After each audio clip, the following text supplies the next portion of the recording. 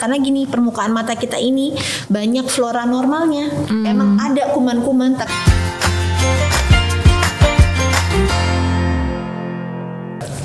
Assalamualaikum warahmatullahi wabarakatuh.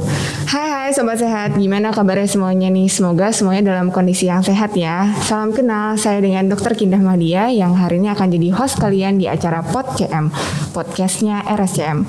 Nah hari ini PodCM Special Edition RSCM Kencana nih. Kira-kira kalau misalnya ngomongin RSCM Kencana kita mau bahas apa ya?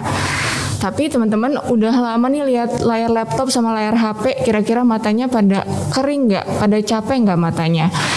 Nah Sobat Sehat, semenjak masa pandemi COVID-19 ini, tidak hanya di Indonesia tapi di seluruh dunia, telah menetapkan kebijakan untuk pembatasan interaksi sosial berskala besar di semua jenjang usia, baik anak hingga dewasa. Kebijakan ini mengharuskan perkantoran menetapkan work from home, anak-anak yang harusnya sekolah jadi school from home, dan rapat-rapat dilakukan melalui aplikasi video call.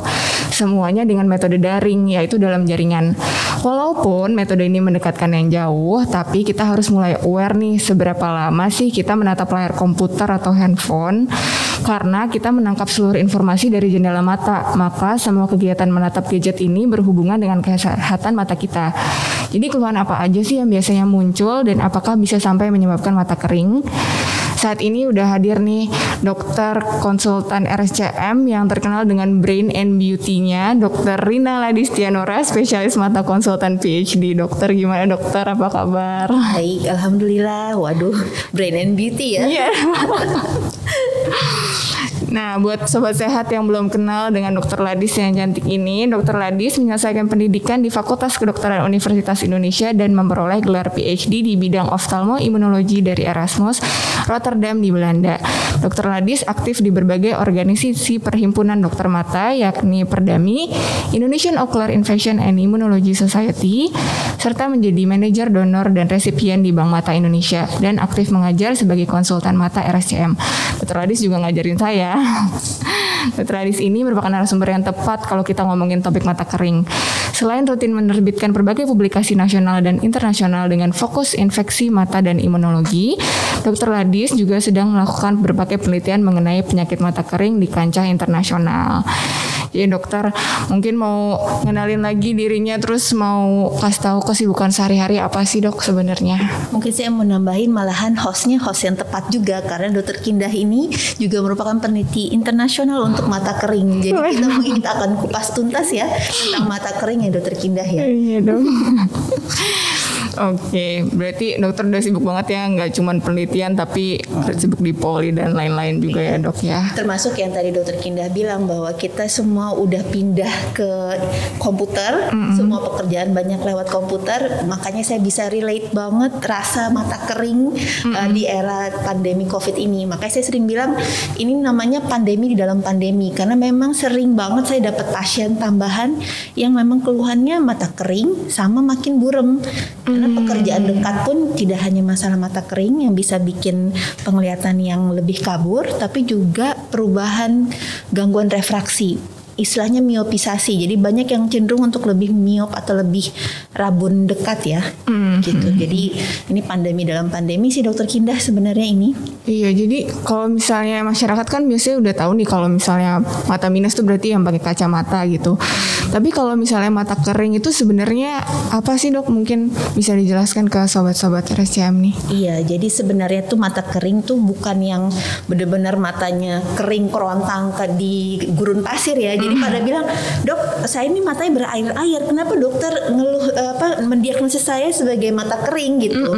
Karena sebenarnya dry eye itu adalah penyakit yang sifatnya multifaktorial. Jadi dia tuh banyak faktor yang bisa menyebabkan dry eye yang kemudian menimbulkan gejala. Gejalanya dua hal. Pertama, rasa ketidaknyamanan di mata, dan gejala itu banyak sekali, mulai dari tadi berair-air, terus habis itu rasa sepet, berpasir, lelah. Seringkali itu pasien pasti datang bilang, dok saya habis baca itu ini ngeluh di sini sakit kepala gitu. Jadi saya harus bapak tekan ini dulu baru agak lebih enakan.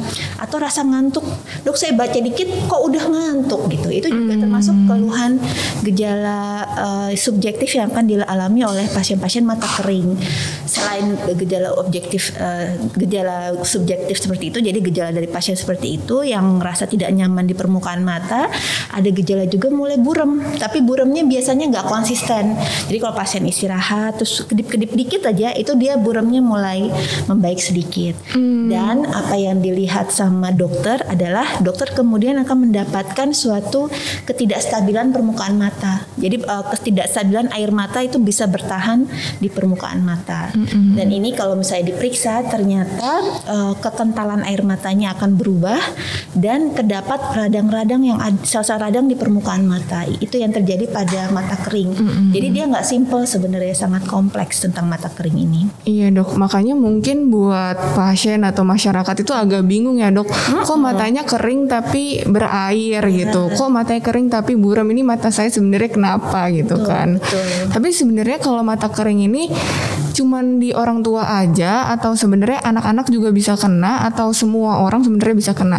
Iya, jadi mungkin untuk bisa menjawab hal itu Dokter Kindah, kita harus tahu bahwa air mata itu nggak simpel ternyata.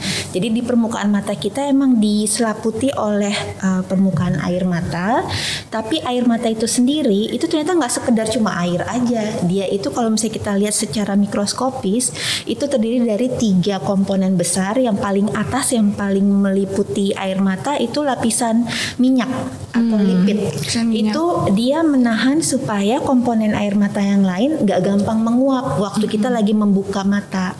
Terus lapisan yang berikutnya adalah lapisan air atau aqueous. Itu lapisan yang paling tebal memang, yang paling banyak. Dan itu makanya kita ngeluhnya berair-air karena memang komponen air mata yang paling banyak adalah lapisan aqueous ini. Lalu lapisan berikutnya adalah lapisan musin atau yang kita sebut dengan lendir. Jadi mirip sama lendir ingus kita dan segala macam. Itu dia gunanya supaya si semua lapisan air mata tersebut bisa nempel di permukaan mata.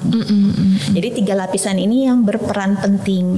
Nah, lapisan-lapisan ini dia diproduksi di tempat-tempat yang berbeda di mata.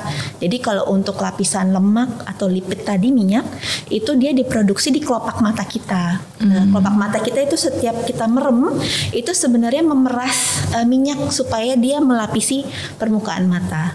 Terus lapisan aqueous itu diproduksi oleh kelenjar lakrimal kita, kelenjar air mata kita yang letaknya di bawah tulang sini. Itu ada kelenjar lakrimal yang dia memproduksi yang dirangsang oleh 2 hal. Memang produksi basal atau emang produksi dasarnya emang kita terus-terusan produksi aqueous, atau produksi yang dirangsang oleh emosi, misalnya nonton film Korea yang sedih. Nah, itu emang atau ada sakit hati atau gimana itu netes sendiri. Nah, itu emang itu produksi yang memang kemudian dirangsang oleh sistem emosi kita. Lalu kalau dan dia juga dihasilkan si aqueous ini oleh selaput konjungtiva kita nih yang ada. Kalau kita ngelihat kan mata kita warnanya putih nih, tapi sebenarnya di atasnya tuh ada selaput bening. Nah, itu yang banyak sel-sel yang memproduksi aqueous juga. Tapi mungkin nggak sebanyak yang kelenjar lakrimal. Lalu lapisan musin atau yang lapisan ini itu juga sama, dia dihasilkan oleh permukaan mata kita. Ada beberapa sel yang menghasilkan kelenjar-kelenjar musin gitu.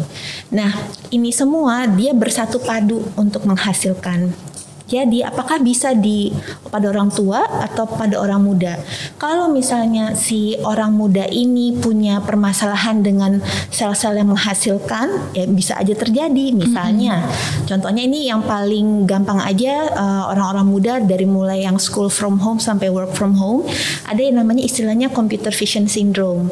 Computer vision syndrome itu adalah suatu sindrom yang berhubungan akibat kita kerja atau melihat di visual display terminal untuk waktu yang kurang diatur gitu. Karena kenapa? Karena kalau kita lagi serius nih depan komputer, itu refleks mengedip kita menurun dari 20 kali semenit jadi 5 kali semenit. Jadi kebayang kita lagi menatap komputer, terus abis itu mestinya kita mengedip untuk mengedarkan air mata tadi, tapi kan nggak ngedip nih, jadi dia nguap terus air matanya. Jadi keluhan mata kering akan terjadi, dan kalau ini dibiarkan berlama-lama, keluhan mata kering ini dia akan merusak permukaan mata, terjadilah dry eye syndrome itu tadi, mata kering. Nah, ngejemur baju ya dok ya? Iya bener, lama kering gitu kan ya. Nah kalau misalnya pada orang tua memang banyak yang mengeluh, kenapa? Karena satu, memang produksi air mata secara alami makin lama makin berkurang sih karena faktor usia. Semua orang gitu ya dok? Semua orang. Misalnya kita lihat aja kulit kita deh, makin tua kan kulit kita makin kering ya, butuh lotion tambahan gitu kan. Jadi emang secara alami, secara fisiologis emang agak berkurang, tapi bukan berarti orang tua harus mata kering. Itu kan bisa ditangani sebenarnya. Lalu kedua, orang tua pun juga kelopak mata kan lama-lama makin kendor ya. Sedangkan kelopak mata itu dia faktor yang penting untuk produksi itu tadi, ada kelenjar minyaknya, terus juga dia juga memompa air mata keluar. Jadi begitu kendor kelopak matanya, itu perasaan kering itu juga pastinya ada karena kurang bagus tuh permukaan air matanya gitu. Jadi sebenarnya karena dia multifaktorial, kita harus mengidentifikasi faktor apa yang menyebabkan mata kering, dan faktor-faktor ini bisa terjadi dari usia muda sampai usia tua, tergantung apa yang terjadi kelainan gitu, Dokter Kindah. Banyak ya dok, jadi yang bisa kena itu nggak cuman usia tua doang, tapi usia muda juga. Betul. Tadi berkaitan dengan computer vision syndrome ya dok ya, karena kelamaan lihat layar laptop atau layar HP. Tapi itu berarti cuman salah satu gejala dari computer vision syndrome ya dok ya. Betul. Jadi mata kering itu salah satu gejalanya. Tapi sebenarnya apa sih bedanya sih dok kalau misalnya nih kita lihat layar gadget sama lihat yang lainnya gitu, atau kayak misalnya saya nyatet di kertas atau saya nonton di laptop, itu sebenarnya bedanya apa dok? Kan sama-sama ngelihat gitu. Ya, jadi memang visual display terminal itu berbeda ya sama kertas ya. Yang pertama kalau misalnya sekarang sih mungkin agak lebih tidak jauh perbedaannya, yaitu tentang resolusi gambar ya. Kalau zaman dulu kan komputer tuh benar-benar pixelated banget ya. Jadi batas pinggirnya itu kita nggak kotak-kotaknya kurang jelas kan. Jadi apa istilahnya resolusi atau satu lagi flicker, itu yang menyebabkan mata kita tuh waktu menangkap sinyal atau rangsangan cahaya itu kurang bagus karena pinggirannya tuh batasnya nggak tegas, sehingga itu yang menyebabkan mata kita kan, di mata kita tuh supaya bisa fokus ada lensa. Lensa itu gunanya supaya dia bisa membiaskan cahaya pas di retina atau pas di saraf mata kita supaya bisa menangkap cahaya dengan jelas. Nah kalau pas retina kita nangkep ini kok pinggirnya blur sih, si lensa akan berusaha keras tuh untuk bisa berakomodasi sampai dia bayangannya jelas. Nah waktu kita menangkap cahaya nggak jelas seperti itu yang menyebabkan otot siliar kita yang kerjaannya mencembungkan dan memipihkan lensa jadi ekstra keras kerjanya. Nah itu menyebabkan yang kita sebut dengan astenopia atau mata lelah. Karena si otot siliaris itu mirip kayak otot bicep kita gitu loh. Kalau misalnya kita capek kerja kan otot bicep kita rasanya apa istilahnya ya, kemeng ya, capek gitu, lelah gitu, pegal kan. Nah ini sama, tapi otot siliar ini dia bukan otot yang volunter atau yang kita bisa bilang, misalnya kita bilang bicep kontraksi dong, dia kontraksi, relaksasi. Tapi otot siliar ini dia bekerja tergantung perintah dari retina gitu. Dia bilang kurang jelas nih, nanti si otot siliar akan bekerja supaya si lensanya kembung atau pipih. Nah, kalau dia kerjanya overwork, dia akan lelah juga sama. Tapi yang kita rasakan adalah sakit kepala, pusing, karena ototnya ini otot involunter ada di dalam bola mata. Kita nggak bisa mempinpoint yang ini nih yang bikin lelah. Yang ada adalah kita sakit kepala, pusing, bisa sampai mual juga. Itu karena si otot siliaris sebenarnya lelah gitu. Jadi apa perbedaan antara kertas sama komputer? Lebih ke ya itu tadi, lebih jelas nggak sih bayangannya gitu. Terus itu kedua memang posisi pada akhirnya. Seringkali kalau kertas kita kan bacanya di meja ya, atau agak begini. Itu posisinya tuh kelopak mata agak nutup. Jadi bola mata yang terekspos itu dia lebih sedikit gitu. Jadi untuk kemungkinan penguapan air mata tadi lebih rendah. Tapi komputer seringkali tuh ada yang naruhnya agak lebih atas atau tegak gelap gitu ya. Jadi kelopak mata kita tuh cenderung agak kebuka begini kan. Jadi itu kebanyak yang menguap lebih banyak. Dan itu tadi kalau kita serius langsung refleks mengedip kita kan turun kan. Jadi cuma 5 kali. Jadi hal yang bisa menguap exposure atau luas permukaan mata itu jadi tambah luas, lebih banyak yang menguap. Jadi seringkali computer vision syndrome itu muncul karena ergonomis dari bekerjanya kurang bagus. Kalau saya baca dia lihat ke bawah jadi lebih cenderung nutup, tapi kalau komputer letaknya di depan kurang baik gitu ya. Nah itu jadinya lebih gampang mata kering. Nah tadi mata kering tadi bikin lebih lelah, makanya emang ada terminologi khusus computer vision syndrome karena juga mencakup masalah ergonomis bekerja gitu. Jadi lebih baik kalau komputer kalau bisa tuh dia tempat kita melihat itu 15 derajat lebih rendah ke bawah supaya kelopak matanya bisa agak lebih nutup, jangan lebih naik daripada itu. Tapi kalau nyata juga bagusnya di kertas ya dok ya. Iya. Biar di mana-mana emang buku atau ini ya di meja tuh lebih bagus sih ya. Tapi kalau misalnya dok kita udah matanya udah kering nih, udah ada gejala-gejala tadi, sebenarnya tuh keluhannya bisa kita obatin sendiri di rumah atau kapan sih kita harus minta bantuan dokter gitu? Ya, itu pertanyaan bagus sekali sih karena di dunia ini itu ada suatu organisasi yang memang bekerja khusus untuk masalah mata kering ya. Jadi mereka membuat algoritma terapi sebenarnya untuk mata kering. Jadi ada langkah 1 sampai langkah 4 tergantung derajat beratnya mata kering dan juga tergantung dari respon terhadap terapi. Nah yang namanya langkah pertama untuk terapi dry eye adalah modifikasi gaya hidup. Jadi harus mengenali apa sih yang bikin saya mata kering gitu kan. Kalau emang ini mulai merasa mata kering karena bekerja depan Zoom terus-terusan, depan komputer terus-terusan, identifikasi itu. Jadi itu bisa dilakukan di rumah karena modifikasi gaya hidup. Apakah kita berhenti bekerja kan enggak juga ya, karena emang sekarang tuntutan melihat komputer itu sangat tinggi. Oleh karena itu jangan lupa untuk melakukan mini breaks, macro breaks di rumah kalau emang itu faktor risikonya. Mini breaks itu artinya kalau misalnya di luar negeri itu ada mnemoniknya 20-20-20, 20-20-20. Artinya setiap 20 menit istirahat 20 detik untuk melihat jauh 20 feet atau lebih lagi. 20 feet itu 6 meter.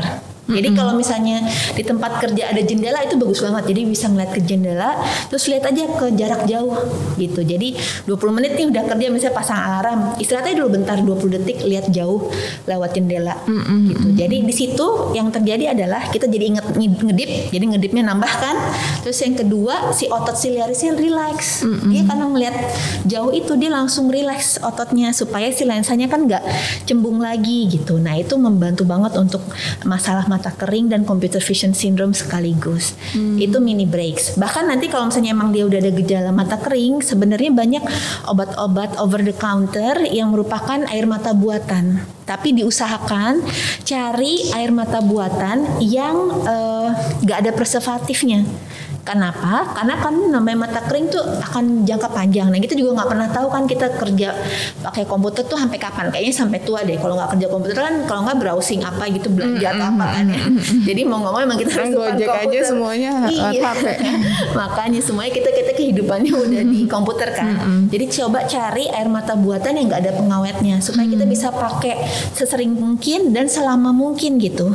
Karena pengawet itu dibutuhkan di suatu botol air mata supaya dia nggak terinfeksi kan.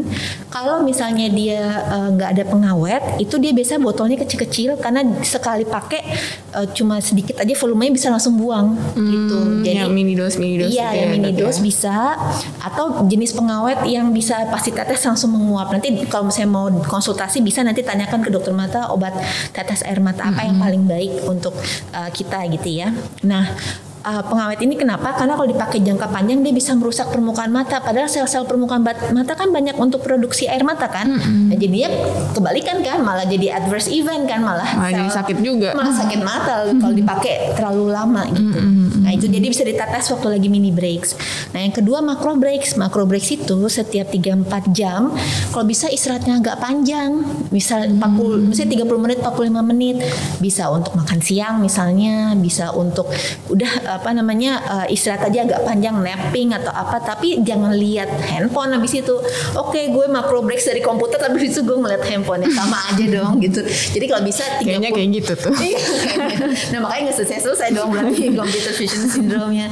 Jadi 30-45 menit kalau bisa istirahat yang tanpa gadget diusahakan.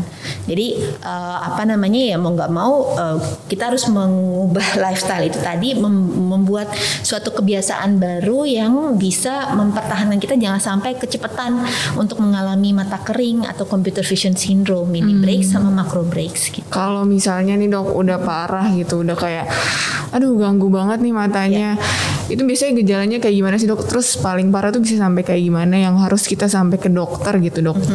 Itu tuh kayak gimana dok? Iya, jadi tadi seperti saya katakan bahwa mata kering itu kan multifaktorial nih. Kadang-kadang kalau kita di rumah sendiri kan nggak tahu nih faktornya, yang tahu kan tadi komputer, tapi jangan-jangan sebenarnya ada faktor lain yang nggak bisa kelihatan oleh kita sendiri, cuma ngaca aja itu nggak kelihatan. Oleh karena itu memang pada akhirnya harus ke dokter mata. Kenapa?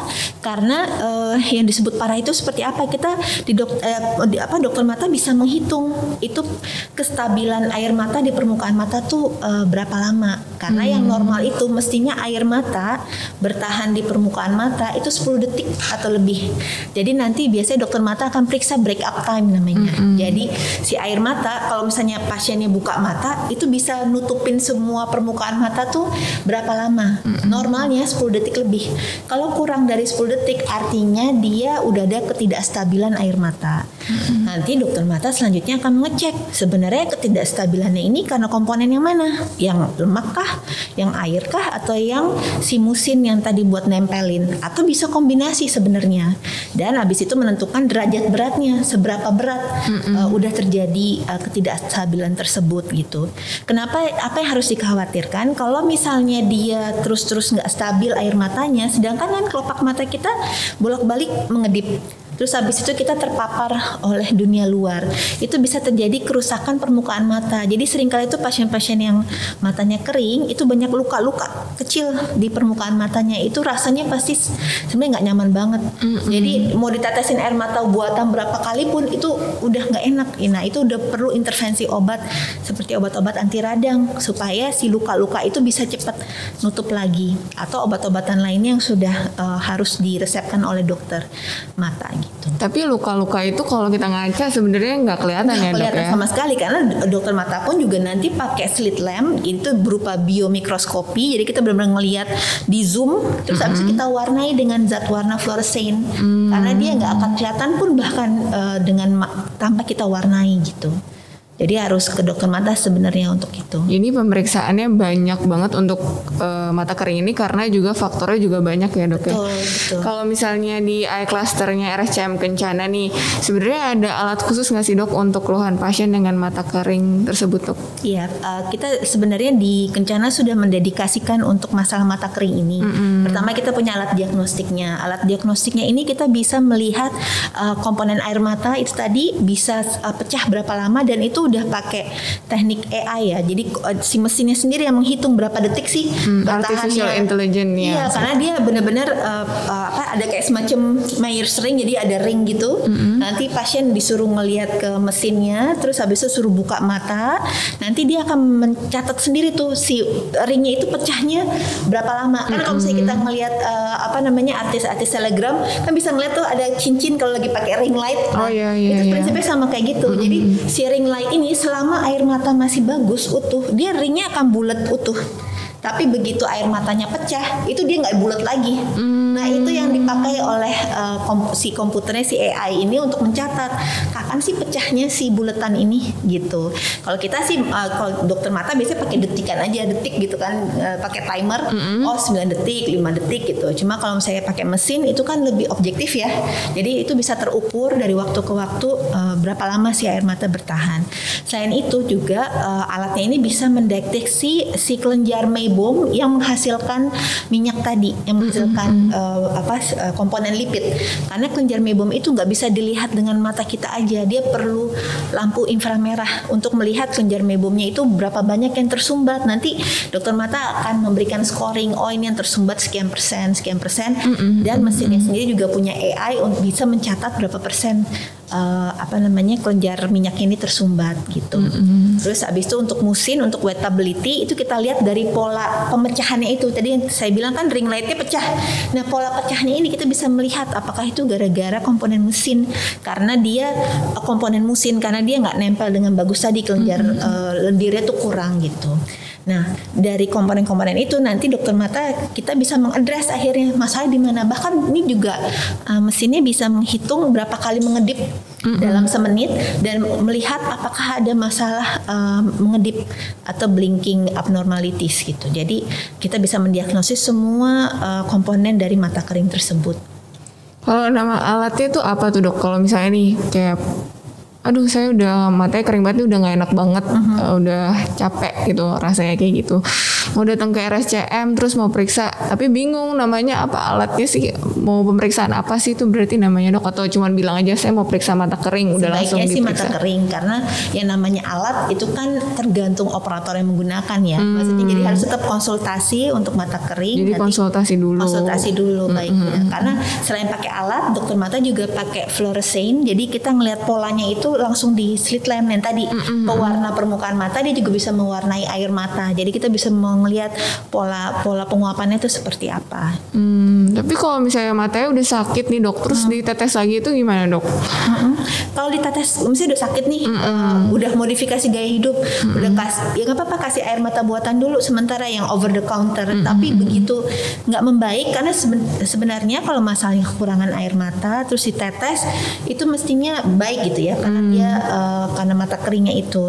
Cuma kalau nggak membaik itu tadi, jangan-jangan udah ada suatu perlukaan di permukaan mata yang perlu kita periksa dulu, mastiin perlukaannya itu sampai di mana, terus apakah ada komponen infeksi terlibat di sana. Karena gini, permukaan mata kita ini banyak flora normalnya.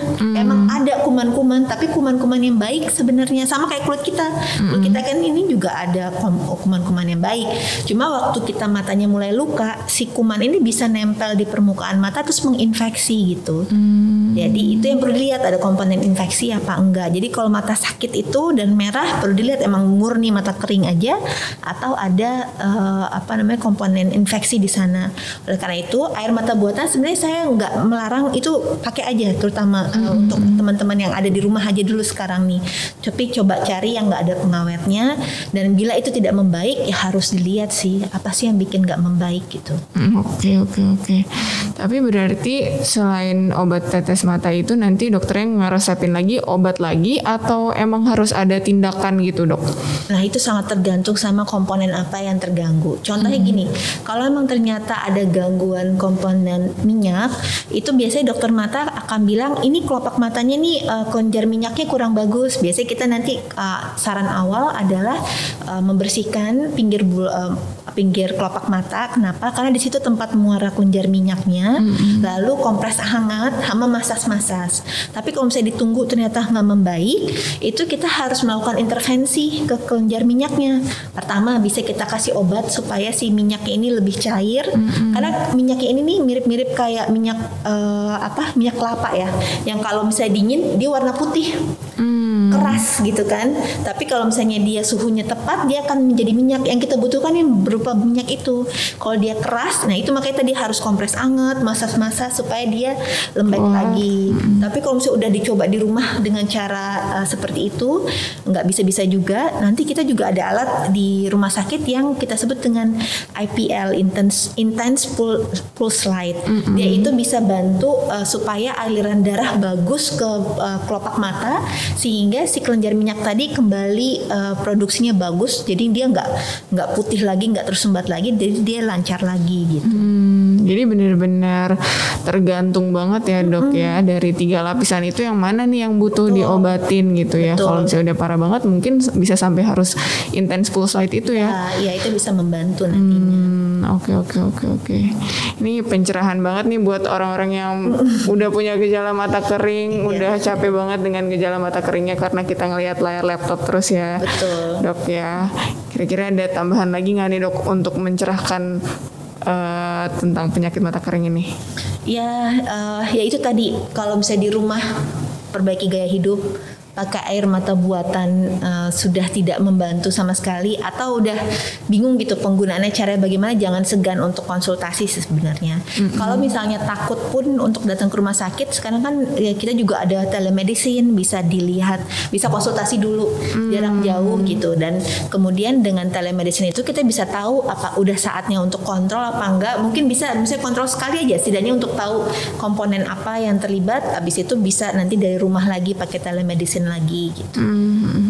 Tapi yang penting emang gaya hidup, karena gaya sebagian hidup besar dulu ya, dok, ya. Sebagian besar mungkin selesai di langkah 1 gitu. Iya, Gak harus ke langkah 2, langkah 3, langkah 4 gitu. Jadi sebenarnya pencegahan itu lebih bagus daripada pengobatan ya dok. Jadi kalau misalnya udah bisa mencegah itu semoga nggak usah butuh bolak-balik ke rumah sakit atau butuh sampai luka-luka gitu matanya. Aduh jangan sampai banget. Jadi teman-teman sobat sehat semuanya, dari bincang-bincang kita ini kita udah bisa nyimpulan nih kalau misalnya mata kering itu tuh gejalanya dipengaruhi oleh banyak faktor ya dok ya, berdasarkan 3 lapisan yang emang mempengaruhi lapisan mata. Ada tadi minyak, air, terus gitu musin ya dok ya. Terus untuk screen time buat orang-orang yang udah sering banget yang inevitable lah nonton, lihat HP, lihat laptop, kita jangan lupa terapkan micro break sama macro break ya dok ya. Micro break itu tadi yang 20-20-20, istirahatin mata ketika udah ngeliat 20 menit, terus lihat 20 kaki dan selama 20 detik. Terus macro break kalau misalnya udah 3-4 jam ngelihat laptop atau ngelihat HP. Kalau sampai banget butuh ke dokter, kita jangan sampai ya, kita modifikasi gaya hidup dulu, atau kalau misalnya udah kering, kalian pada saat micro break bisa tetesin obat air mata buatan, tapi jangan yang ada preservatifnya. Terus kalau misalnya udah gejalanya nggak kuat lagi, bisa ada alat khusus di Eye Cluster RSCM untuk pemeriksaannya, dan untuk terapinya ada intense pulse juga untuk keluhan pasien dengan mata kering. Terima kasih banyak banget buat Dokter Ladia, pencerahannya udah hadir di PodCM, sudah menjelaskan mengenai kesehatan mata. Terima kasih juga kepada Sobat Sehat yang udah nonton di PodCM kami. Saksikan PodCM RSCM di YouTube channel RSCM Jakarta. Jangan lupa like dan subscribe ya. Terus kalau misalnya lagi sibuk, kalian bisa dengerin juga di Spotify PodCM. Dan jangan lupa follow Instagramnya RSCM @rscm.kencana dan @rscm.official. Tetap terapkan 5M, memakai masker, mencuci tangan, menjaga jarak, menjauhi kerumunan, mengurangi mobilitas, dan selalu lakukan protokol kesehatan ya. Saya Dr. Kindah undur diri, sampai ketemu di PodCM episode berikutnya yang gak kalah menarik. See you. Assalamualaikum warahmatullahi wabarakatuh.